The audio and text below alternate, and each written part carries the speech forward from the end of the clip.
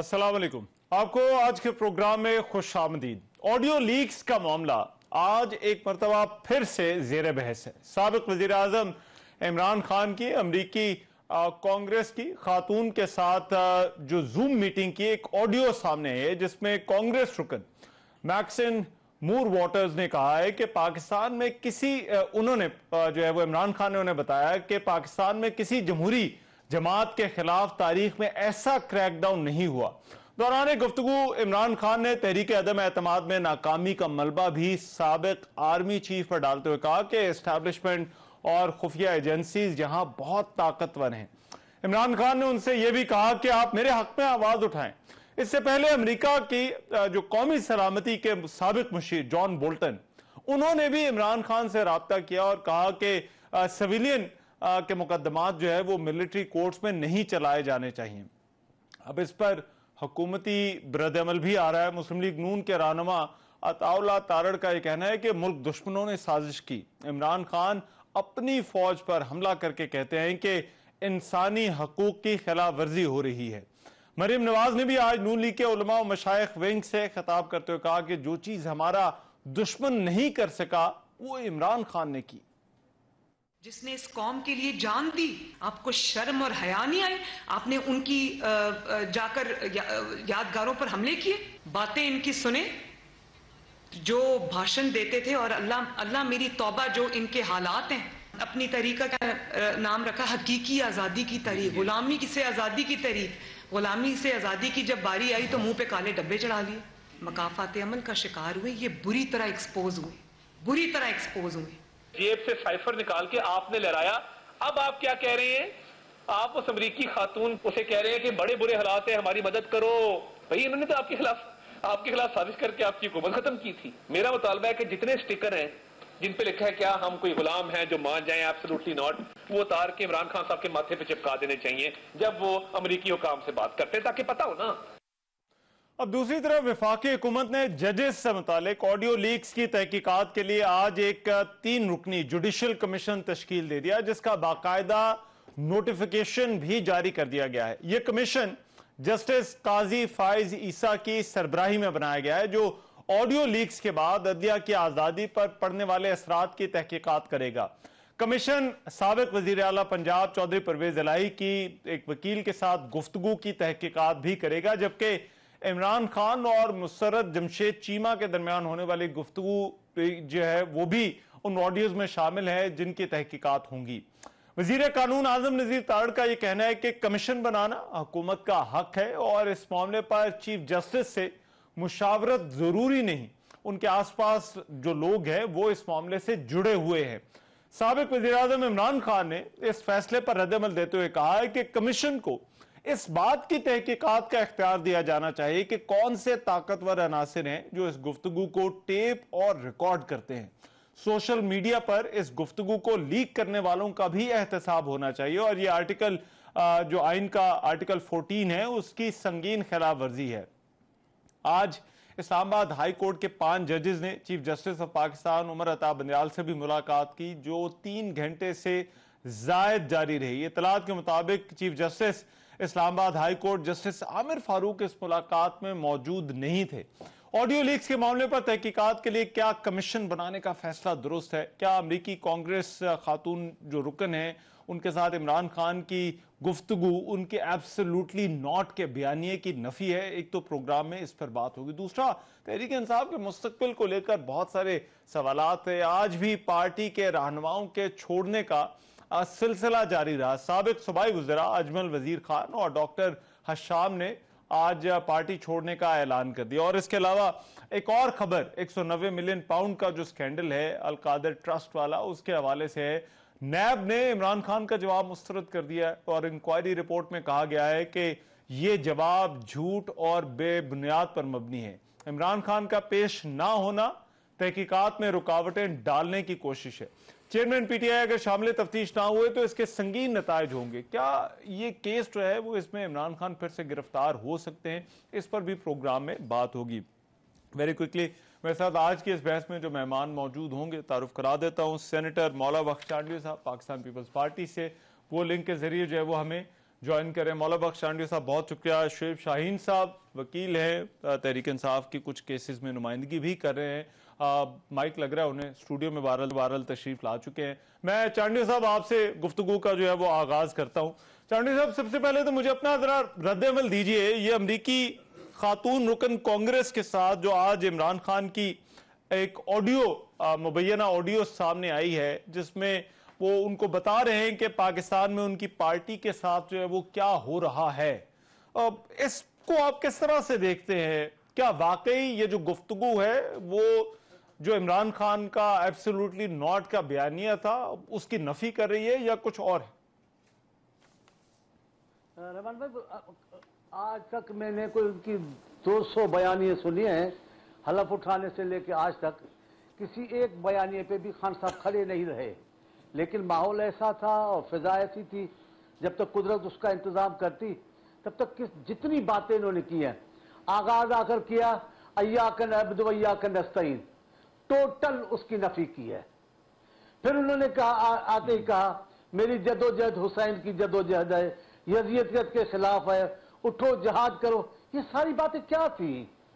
फिर सारे फलसफे को रियासत मदीना से मिला देना, फिर रियासत मदीना में लोग भेजकर नारे लगवाना, तौहीन करना मस्जिद नबवी की, ये बातें क्या थी? सारी बातें इनकी जिद की बातें हैं। जो बात कर नहीं सके, उस जिससे खड़े नहीं हो सके, वो इन्होंने बातें की हैं। और ये बात भी ऐसी है। अब ये कहते हैं मुझे उतारा है अमेरिका ने, वो खत लहरा रहे थे भुट्टो साहब की कापी। बेटा मेरी जान, भुट्टो साहब की कापी करना आसान है, भुट्टो बनना बहुत मुश्किल है। ये बड़े नसीब की बात है कोई पाकिस्तान में जान देकर भुट्टो बन जाए, ये बहुत मुश्किल है। जान देना आसान नहीं है। और राजा बाजार का खड़ा खत में दिखा रहा था, उस खत में खुद खड़ा नहीं हो सका, इस्लामाबाद में दिखा रहे थे। सारी बातें झूठी निकली हैं। किस बात पे एतबार किया जाएगा? हर बात से मुकर गए, हर बात से मुकर गए। इनका और दूसरी बात मुझे हंसी आती है, इन्होंने कहा कि बैन अवी जो इनकलाबी लीडर हैं, यू टर्न उन्हीं की पॉलिसी। अस्तगफिरुल्लाह रब्बी, अपने साथ पूरे दुनिया के रहनुमाओं को तनकीद का निशाना बना। यू टर्न पॉलिसी हर इशू पर लेना, ये अच्छे लीडर का, बहादुर लीडर का काम नहीं है, ये बुज़ुर्ग मफादपरस्त लीडर का काम है। बहादुर लीडर कहते हैं खड़े हो जाते हैं। लेकिन चांडिया साहब, उनका मौक़िफ़ इस हवाले से ये है, मेरी तरह गुजारिश सुनिए, उनका मौक़िफ़ जब उनसे सवाल पूछा जाता है तो वो ये कहते हैं कि देखिए ताल्लुकात तो हमने जो है वो रखने हैं और इसमें कोई बुराई नहीं है। जमहूरी पार्टी हैं, बताते हैं जब पाकिस्तान में उनकी पार्टी पर क्रैकडाउन हो रहा है तो बताएंगे बाहर वालों को कि यहाँ पर जो है वो क्या हो रहा है। तो इसमें कोई ऐसी अनहोनी नहीं है। मैं आपकी बात को मान लेता हूं, खान साहब की बात को नहीं मानता, आपकी बात को मान रहा हूं। चलो मान भी ले, लेकिन ये जो तरीक़ेकार है ये तो दुरुस्त नहीं है कि डायरेक्ट आप उनको कहें कि आप मेरी मदद करें, आए मेरे साथ बड़ी ज्यादा, ये कैसे हो सकता है? आप एक तरफ इदारों पे एतबार करते हैं, एक तरफ लड़ाई का माहौल बनाते हैं। आपको जब आपको अपनी अदलिया पर एतमाद है तो थोड़ा रुके तो सही। उन्होंने भी तो नोटिस लिया है सारी सूरत हाल का, और जैसे वो आपके साथ खड़ी हुई है, खान साहब आप खुश नसीब हैं। जैसे बाजवा साहब के जमाने में अफवाज पाकिस्तान आपके साथ खड़ी रही, जैसी बंदियाल साहब के जमाने में और हमारे पहले चीफ जस्टिस निसार साहब के जमाने में आपके साथ अदलिया खड़ी रही, ऐसा किसी हुक्मरान के साथ नहीं खड़ी रही। हमारे साथ क्या हुआ आपको पता है? हमारे साथ शहीद जुल्फकार अली भुट्टो को लाहौर में जस्टिस मुश्ताक ने कोर्ट के अंदर कहा, जनाब आपका उस सूबे से ताल्लुक है जहां मेरा कोई दोस्त नहीं रहता। जनाब स्पेशली तौर पे वो जंगला बना के लाए भुट्टो के लिए। हमारे साथ क्या किया? आप बहादुर हैं, इधर उधर से शीशे प्लेटें डब्बे लगा के गए। बेगम नसरत भुट्टो ईरानी खातून, इतनी नफीस खातून और औरत, वो ऐसे सरेआम गोलियों के सामने गई और उनको आपके पुलिस वालों ने जख्मी कर दिया, लहू लहा होकर आई। बेनजीर साहबा खातून पर इतनी बहादुर, गोलियों के सामने, लाठियों के सामने, आंसू गैस के सामने गई। आप कुछ मर्द हैं, इनकलाबी हैं, आप तो नजरिया लाए हैं, कुछ आपका भी ढंग तो कुछ होना चाहिए यारा। कोई अपनी लाज रख लो, कोई सियासतदानों की लाज रख लो। अब ये भी कोई आपका बयान है, मैं नेब में बैठा रहा हूं, 2-3 घंटे से बाथरूम नहीं गया हूं। यार शर्म की बात है, ईमान से। इतने बोले नौजवानों को भेज रहे हो गोलियों के सामने, शुएब शाहीन साहब, रखा हुआ है। कानूनी सवाल तो हैं ज़रा, वो उन पे मैं आऊँगा, लेकिन ये जो इमरान खान साहब की गुफ्तगू है, आपकी वैसे इस पर क्या राय है? कि आपको भी लगता है कि ये उनका जो कंस्पिरेसी का नैरेटिव था, जहाँ से उन्होंने तकरीबन 1 साल पहले हुकूमत से निकलने के बाद अपनी पूरी ये जो मूवमेंट थी वो चलाई, तो क्या ये गुफ्तगू उसके उस बयानिए की नफ़ी है? नहीं, मैं नहीं समझता। देखें, सबसे पहली बात है कि इत्तेफाक की बात है, आपके आप पास आने से पहले मुझे सब्जेक्ट नहीं पता था, लेकिन मैं वही उनका वो जो सो कार्ड ऑडियो है, मुझे नहीं पता ये ऑथेंटिसिटी क्या है, पहले तो ये अभी कोई पता नहीं, मुबैना ऑडियो है। अगर उसको देखें उसमें गलत क्या है? और इमरान खान ने कभी भी नहीं कहा कि मैं अमेरिका का मुखालिफ हूँ। उसने कहा मैं ये चाहता हूँ कि अमेरिका हमारे मामलात में हमारी ऑटोनोमस स्टेट के अंदर इंटरफेयर ना करे। और जो उसकी स्टेटमेंट है वही बीबीसी को उसने इंटरव्यू दिया है, वो बाकी इंटरनेशनल मीडिया को इंटरव्यू दिया है। क्या पाकिस्तान में एस्टेब्लिशमेंट इंटरफेयर नहीं कर रही? क्या एक लीडर के खिलाफ 150 से ज़ायद मुकदमात नहीं दर्ज हुए? क्या पाकिस्तान में इस वक्त तमाम लीडरशिप उसको पाबंद सलासल नहीं किया गया?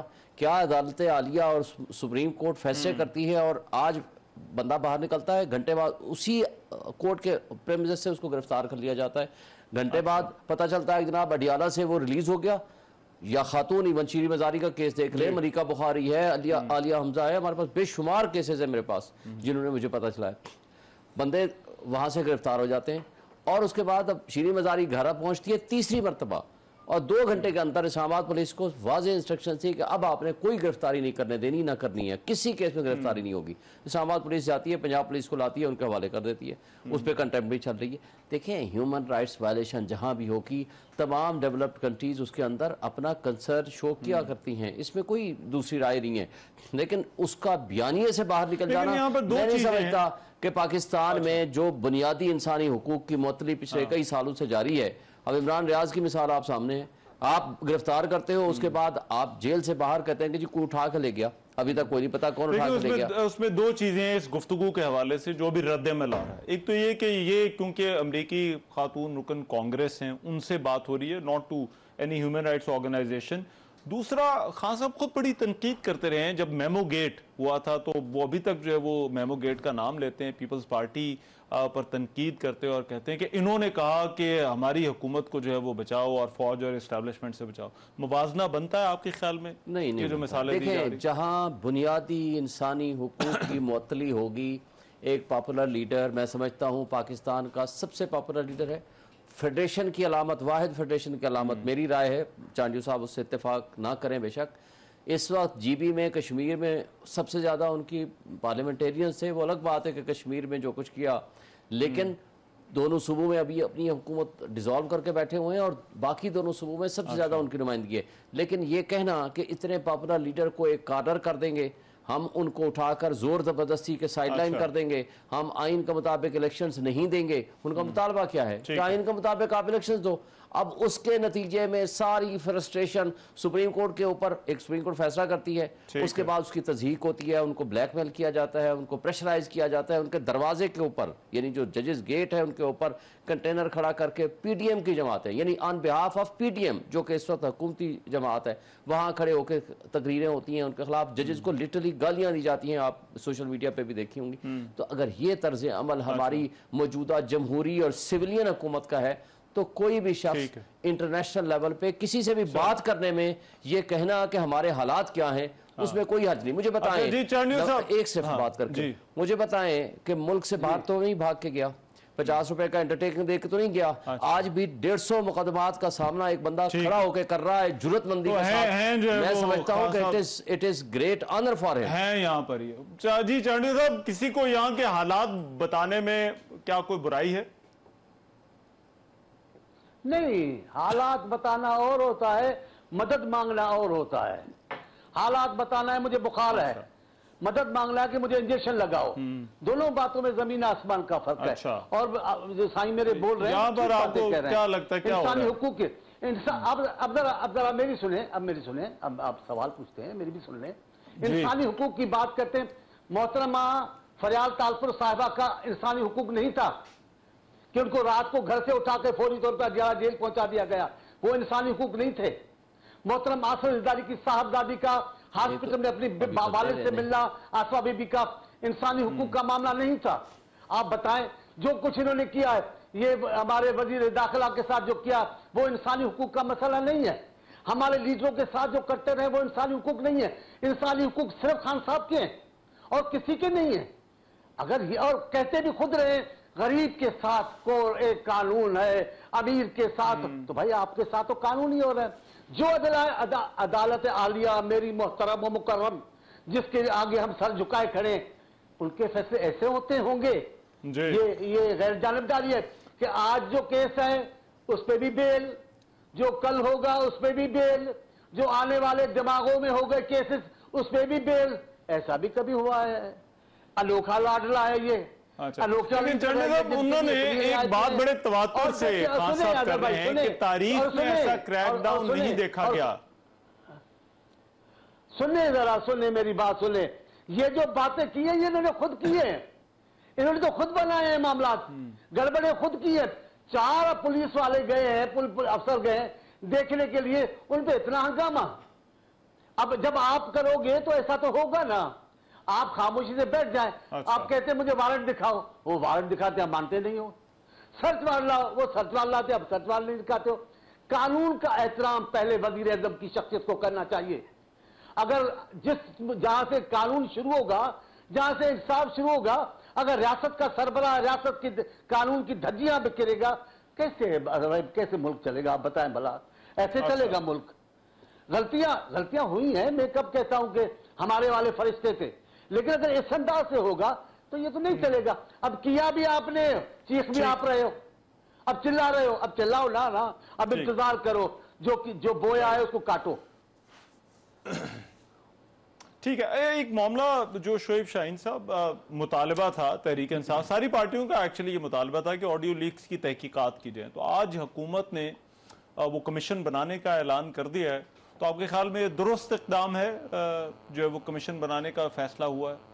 देखिए, पहली बात तो ये है कि ये ऑडियो लीक्स जिस तवातुर से आ रही हैं ये पीस मील में, तो ये मुनासिब नहीं है कि इस तरह की पीस मील में ऑडियो लीक्स का एक कमीशन बनाया जाना। पहली बात तो ये है कि ऑडियो लीक्स कर कौन रहा है, पहले इसकी तो ऑथेंटिसिटी स्टेट दे देना।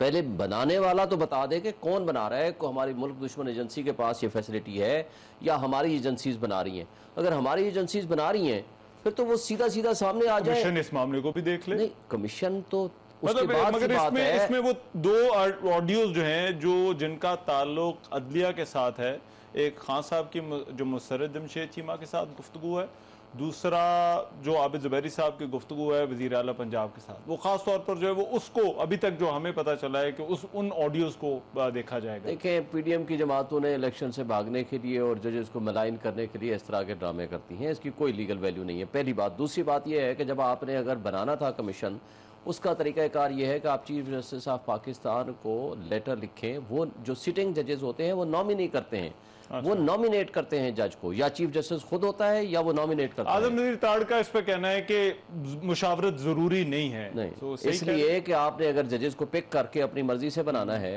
तो इस तरह का तो पाकिस्तान की तारीख में इस तरह का कोई प्रेसिडेंट मौजूद नहीं है। ये आपके ख्याल में ये नहीं होता कि हुकूमत किसी एक जज को नॉमिनेट कर दे? वो नहीं कर सकते। हाँ, रिटायर्ड अगर किसी जज को कमीशन बनाते हैं तो that is separate thing else, वो अलग चीज है। लेकिन जब किसी सिटिंग जज को, हाँ, इस्लामाबाद हाई कोर्ट के फर्ज करे चीफ जस्टिस को लिखते हैं कि जी आप खुद या आप अपना कोई जज नॉमिनेट करें, वो तो दुरुस्त बात है।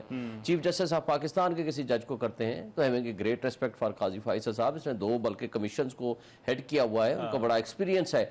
मेमो कमीशन को उन्होंने हेड किया, कोयटा वाले इशू पे उन्होंने कमीशन को हेड किया हुआ है। मैं तो हमेशा मुतालबा करता रहा हूँ कि अरशद शरीफ का केस उनके हवाले किया जाए। जो फ्रिवलस चीजें हैं उसके पीछे तो आप टाइम ज़ाया कर रहे हैं। जस्टिस हैं और फिर second chief justice in waiting जो सुप्रीम कोर्ट है वो इस कमीशन में है, तो आपको लगता है कि ये कमीशन इज नॉट इनफ? मैं बहुत ग्रेट रिस्पेक्ट है मुझे इन ऑनरेबल जजेस की, तीनों ऑनरेबल जजेस की, इस्लामाबाद वाले, नईम अख्तर अफगान साहब जो बलूचिस्तान के हैं, very honest and very competent जज, काजी फैसल साहब तो इन सबसे। लेकिन बात ये नहीं है, बात ये है कि अगर आपने प्रोसीजर को अडॉप्ट किए बगैर, अगर आपकी बदनीयती उसमें नहीं है, तो आप चीफ जस्टिस ऑफ पाकिस्तान को खत लिख दीजिए, वो जिसको चाहे मुनासिब समझे वो नॉमिनेट कर देंगे। आप अपने तई पिक करके जब बनाएंगे तो उसमें मेलाफाइटी तो on the face of it आपकी नजर आ रही है कि यानी आप तकसीम पहले ही है, आप मजीद तकसीम को बढ़ोतरा देना चाहते हैं ताकि उनके दरमियान भी डिफरेंसेस ऑफ ओपिनियन आए कि जी इस जज को हम पिक करते हैं और इस जज को यहाँ से पिक करते हैं, इस जज को यहाँ से करते हैं। ये हो नहीं सकता। लेकिन ये सुप्रीम कोर्ट ने भी बनाया था, आपको याद होगा इफ्तिखार मोहम्मद चौधरी साहब ने जो मेमो गेट बनाया था सुप्रीम कोर्ट का, उन्होंने जस्टिस काजी फाइसा साहब उसमें चीफ जस्टिस थे बलूचिस्तान हाई कोर्ट के, उसके साथ उन्होंने साथ मिलाया था इस्लामाबाद हाई कोर्ट के चीफ जस्टिस इकबाल हमीद रहमान साहब, और तीसरे जज भी थे, मुझे नाम याद नहीं आ रहा। तो उनकी सरबराही में बेंच बना था और उन्होंने बड़ा उसमें हियरिंग भी की थी। लेकिन इस मामले का कहीं आगाज हुआ क्योंकि ऑडियो लीक्स अब इतनी ज्यादा रही हैं। मैं जरा चाहूंगा जरा एक ब्रेक के बाद जरा कर लें बात। एक ब्रेक के बाद आते हैं, चांडियो साहब की भी राय जो है वो शामिल करेंगे कि ये जो ऑडियो लीक्स हैं इनकी तहकीकात का तरीकाकार क्या होना चाहिए। इस ब्रेक के बाद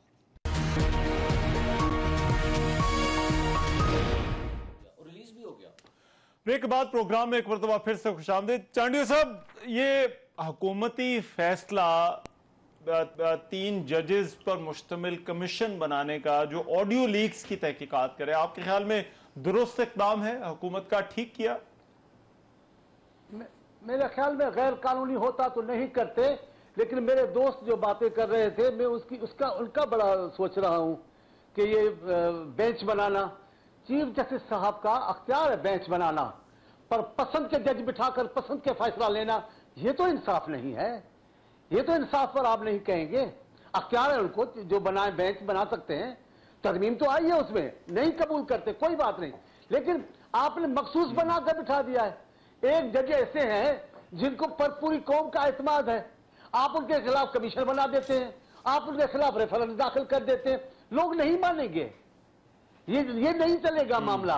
और आपने अच्छी बात की है, मुझे अच्छा लगा है आपकी बात पे भी, और मेरे दोस्त ने कहा वो भी मुझे अच्छा लगा है। सुप्रीम कोर्ट के दरवाजे पर इस अंदाज से इस्तेमाल नहीं करना चाहिए, इस अंदाज से गाड़ियां नहीं लानी चाहिए। लाया कौन, मजबूर किसने किया आवाम को कि आओ, आपको हम इंसाफ नहीं दे पा रहे। आवाम को अगर इंसाफ नहीं मिलेगा तो पूरी दुनिया में इनसे लोग खुद निकल पड़ते हैं, रस्तों पे लेते हैं इंसाफ। इन्होंने जो कुछ किया, वो जो पेट में बनेगा बच्चा उसका भी केस होगा, उसका भी बेल होगा, ऐसा कभी होता है?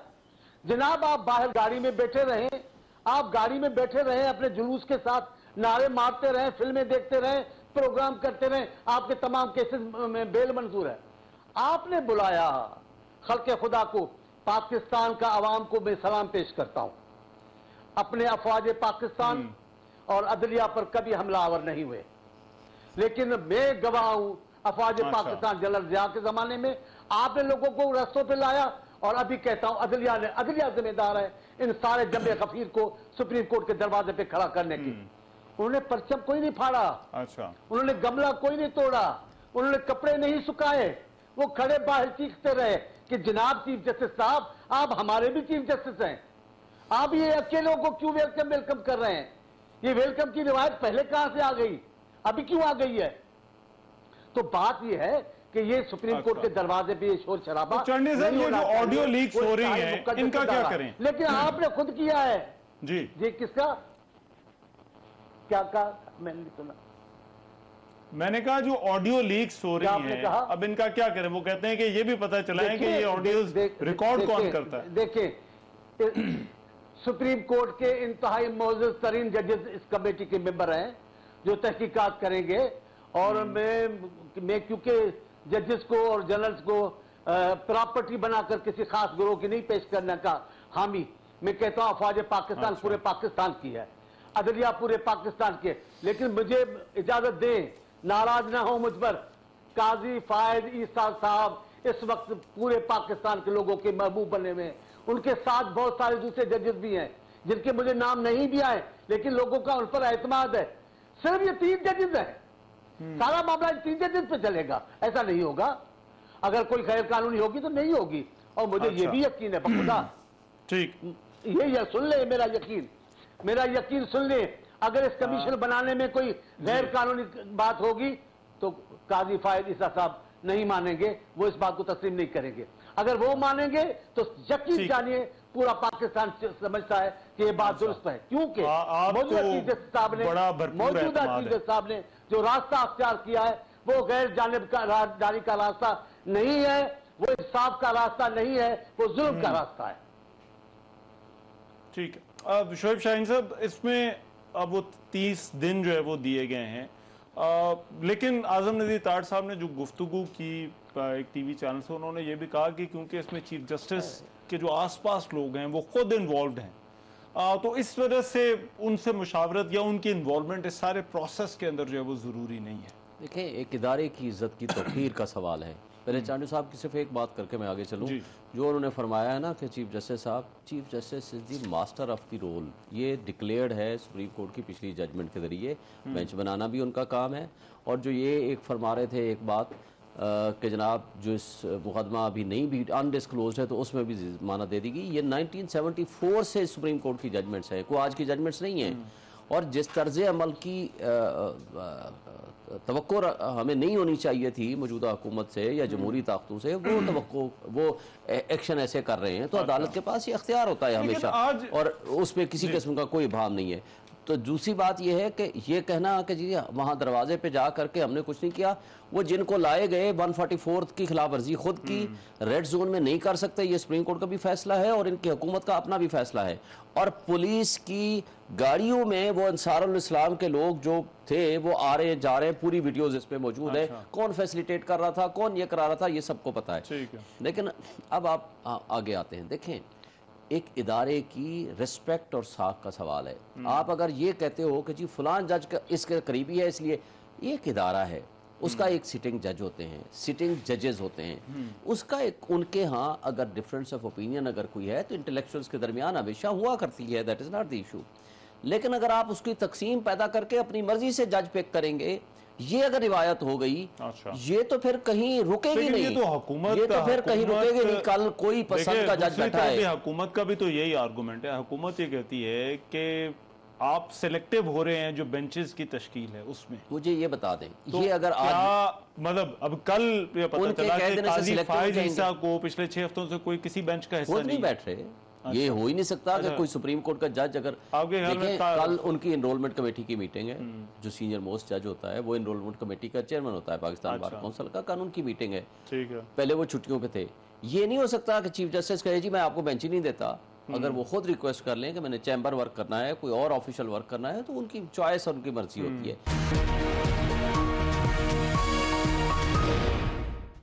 वेलकम बैक शोएब शाहीन साहब, ये अलकादर वाला मामला जो है ये नैब ने जवाब मुस्तरद कर दिया खान साहब का, और वहाँ पर खान साहब को कहा गया कि एक तो 23 को दोबारा आएँ, और दूसरा ये कि खान साहब अदालत में कमिटमेंट दे के गए कि मैं इंक्वायरी में तहकीकात में ताउन करूँगा, पेश होऊंगा, लेकिन पेश नहीं हो रहे। क्यों? देखिए, दो वजूहत है ना। एक तो ये है कि उन्होंने उसका जवाब दे दिया उनको। जवाब मीन्स कि जो बड़ी डिटेल रीजनिंग के साथ उन्होंने उसको लिख के दे दिया, हो सकता है वो उससे सेटिस्फाई हो जाते। अगर उससे नहीं हुए तो 23 को है, तो मेरा ख्याल है खान साहब चले जाएंगे, उसमें कोई हर्ज नहीं है।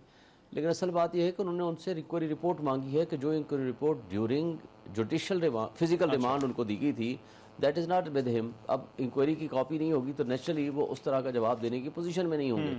तो फॉर दैट पर्पज़ उन्होंने कहा मुझे इंक्वायरी रिपोर्ट की कॉपी दे दो, और ये मेरा इस वक्त टेंटेटिव जवाब है। उन्होंने तफसील के साथ लिख के दे दिया जो इस वक्त। ऐसा तो नहीं इस केस में खान साहब की गिरफ्तारी फिर से हो सकती है? नहीं, मुमकिन नहीं। ये लॉ जो है, जो इस वक्त जो अमेंडेड लॉ, 2 जगह पे गारंटी दी है उन्होंने, एक तो सुप्रीम कोर्ट में भी दी है, फिर इस्लामाबाद हाई कोर्ट के अंदर। इस वक्त जो अमेंडेड लॉ है ना, उसकी लैंग्वेज ये है कि आप सेक्शन 18 है कि जब आप इंक्वायरी से इन्वेस्टिगेशन में तब्दील करेंगे तो इंक्वायरी रिपोर्ट की कॉपी देंगे। अच्छा। एडमिटेडली उन्होंने कॉपी दी फिजिकल रिमांड के दरमियान में, ज़ाहिर है उसका सामान वहाँ था, वहाँ से वो रिलीज होकर घर चले गए, तो सामान तो वहाँ रह गया, कॉपी इंक्वायरी रिपोर्ट की उनको नहीं मिली। उसके बगैर आप इन्वेस्टिगेशन का प्रोसेस आगे कर नहीं सकते। दूसरी बात, इन्वेस्टिगेशन सेक्शन 24 ये कहता है आप इन्वेस्टिगेशन के दरमियान रिपीटेड नोटिसेस भेजेंगे, repeated notices, not a single. और पहली दफा सिंगल नोटिस भी नहीं किया था। तो अच्छा, रिपीटेड नोटिसेस भेजेंगे और बंदा नहीं आता, आप सब कोऑपरेट नहीं करता। मई वाले नोटिस की बात हो रही थी, मई को नहीं, मार्च में को भेजा गया था पहला, इंक्वायरी का पहला आया था, 1 मई को तो वारंट जारी हुए। मार्च का नोटिस इंक्वायरी स्टेज पे था। 1 मई 2 दिन पहले इंक्वायरी से इन्वेस्टिगेशन पे कन्वर्ट हुई। अच्छा, उसके बाद सिंगल नोटिस नहीं भेजा। This was the first notice after investigation.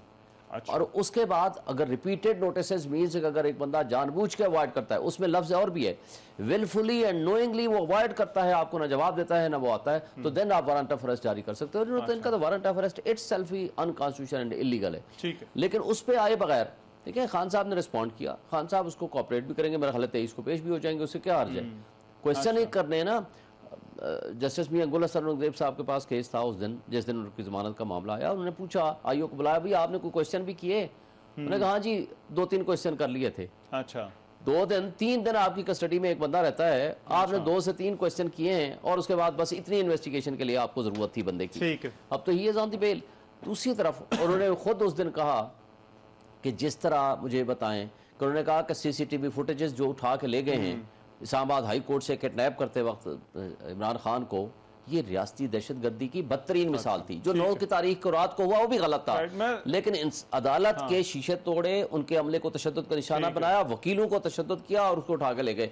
तो ये जो कुछ हो रहा है, इसको क्या, इसको यक्को मई को कोई बता दें चेयरमैन नायब साहब, क्या आपका ऑफिस खुला था या क्या वो इमरजेंसी थी? ये तो उस केस से मुतालिक सवाल है, लेकिन अब 23 वाला जो है वो नायब ने एक मरतबा फिर से बुलाया। चांडू साहब, हुकूमत गिरफ्तार करना चाहती है या आपको क्या लगता है खास साहब गिरफ्तार होंगे फिर से? यार मैं ये जो इनके केसेस हैं तो हूँ नहीं, और पीटीआई वाला वजीर तो मैं बिल्कुल ही नहीं हूँ कि कल फला पकड़ा जाएगा, कल फला पकड़ा जाएगा, वो तो मैं हूँ नहीं। हम तो सिर्फ बात कर सकते हैं कि ये जो अल कादिर ट्रस्ट की बात करते हैं उनकी हर चीज भी होगा ना सही है। मैं कर रहा हूँ, आपकी तशनगी नहीं होगी इंशाल्लाह, वो उसका जवाब देता चला जाऊंगा। लेकिन इन्होंने अल कादिर ट्रस्ट में राणा सनाउल्लाह ने और सबने वो कागजात पेश किए हैं जो इनकी रजिस्ट्रियां हैं, और कहां से पैसे आए, कैसे खर्च किए, कहां से जमीन ली, ये सब ये सब ये जो हमारे फरिश्ता लीडर है, फरिश्ता साहिब किरदार लीडर खान साहब और उनकी गैर सियासी शरीक हयात, उनके नाम पे प्रॉपर्टी खरीदी गई है। अब जाहिर है मामला तो खिंचेगा तो चला आएगा। और रहा सवाल के नेब ने क्या करना है, नेब को आपने क्या किया? नेब ने आपको ब्लैकमेल किया, आपने नेब को, आपने नेब से जैसे चेयरमैन को रुस्वा किया। अब आपके अपने मकासद पूरे नहीं होंगे तो क्या इदारे नहीं चलेंगे? और दूसरी बात, आपने वॉलंटियरली गिरफ्तारी दी या गिरफ्तारी के बाद जो जोहर दिखाया आपने पाकिस्तान की सियासी तारीख में, ऐसा दिखाना चाहिए था? किसी मुबे वतन वजीर एज़म रहने वाले शख्सियत को यह रवैया अपनाना चाहिए था? गिरफ्तारी हुई थी, बेल कर जाते, बहुत बड़े लीडर थे, लाखों लोग, करोड़ों लोग आपके मुंतजर थे, आप खड़े हो जाते। ये क्या हुआ? आपने जो हालात पैदा किए, पाकिस्तान की दिफाई इदारों पर हमले, पाकिस्तान के वो इदारे जिनकी सारी उम्र पाकिस्तान के लोगों ने जिनका तकद्दुस का ख्याल किया है, आपने उनका बेड़ा गर्क कर दिया सिर्फ अपनी जात की वजह से। अभी आप कहते हैं मुझे नहीं पता, मुझे नहीं पता बाहर क्या हो रहा है। एक ब्रेक लेनी है जरा। जी मैं अच्छा, एक ब्रेक के बाद जरा यहीं से जरा कंटिन्यू कीजिएगा। और एक और भी है खबर कि आज वो तहरीरी फैसला आ गया है जो पीटीआई के अरकान असेंबली का स्पीकर का नोटिफिकेशन जो मुअत्तल हुआ है, जरा उस पर भी बात करेंगे इस ब्रेक के बाद। Welcome back. बहस को जरा समेटते हैं। चांडिल साहब, एक और मामला जिस पर आपकी राय चाहिए जरा मुख्तसर, ये स्पीकर का जो नोटिफिकेशन था उसको मुअत्तल करने का तहरीरी फैसला आ गया है, तो आपको लगता है कि तहरीक इंसाफ अब चाहती है कि वो लोग वापस आ जाएं? खान साहब ने भी कल उनको कहा है कि वो पेश हों और वापस आए असेंबली के अंदर, तो आ जाना चाहिए उन्हें असेंबली के अंदर तहरीक इंसाफ के मेंबरान को।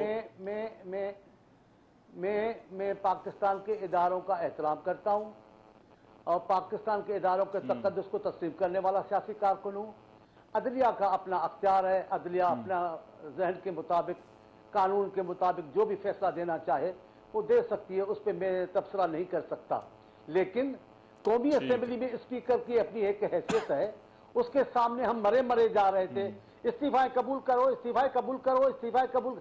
जब इस्तीफाएं कबूल हो गई आपकी मर्जी से, फिर स्पीकर साहब ने कहा भाई एक एक होकर आए, इतने हुजूम में वो एक एक करके गए, यानी सब रजा खुशी से गए हैं, सब कलमे पढ़ते हुए वहां गए हैं, उन्होंने इस्तीफाएं दिए।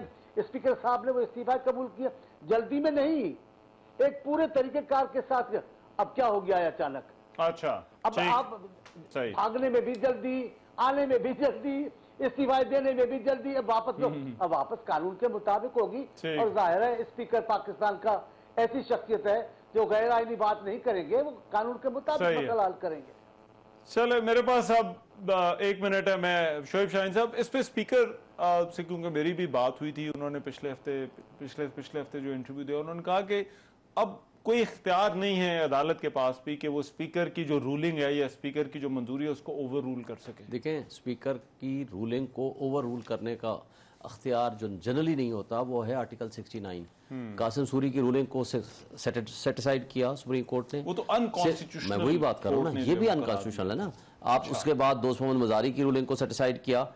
देखें, जब भी आप खुद स्पीकर साहब की रूलिंग थी कि ये जब तक हैंड रिटर्न नहीं होगा, नहीं है, क्योंकि स्पीकर ऑफिस का ये कहना है कि जब इस्तीफे मंजूर हो गए तो एक क्लोज ट्रांजैक्शन नहीं हो सकता, इसलिए कि इनका अपना फैसला था ऑन दी फ्लोर कि जब तक हैंड रिटर्न नहीं आएगा, जब तक पर्सनल वेरिफिकेशन के लिए ये नहीं आएंगे, it will not be decided. ये इसका मतलब है इसकी कोई लीगल वैल्यू नहीं। जब वो नहीं आया, केस का हवाला पहले हुकूमत दे रही थी इस्तीफे ना मंजूर करने के लिए, फिर आप लोगों ने दिया उन इस्तीफों की मंजूरी रोकने के लिए। देखें, या तो ने इस्तेमाल किया, देखें, या तो उसी के ऊपर ये कहते कि वो इस्तीफे ठीक हैं, आप महीने के अंदर उनको एक्सेप्ट करते और लेट दी बाई इलेक्शन हो जाते। आप साल एक रख के बैठे रहे। जब इन्होंने फैसला किया कि अब हम वापस आ रहे हैं, दरवाजे पे पहुंचे, आपने कहा कि जी खत्म हो गया। बहुत शुक्रिया शोएब शाहीन साहब। मौलाना बख्श चांडी, आपका बहुत शुक्रिया। इजाजत दीजिए, अल्लाह ने के बाद।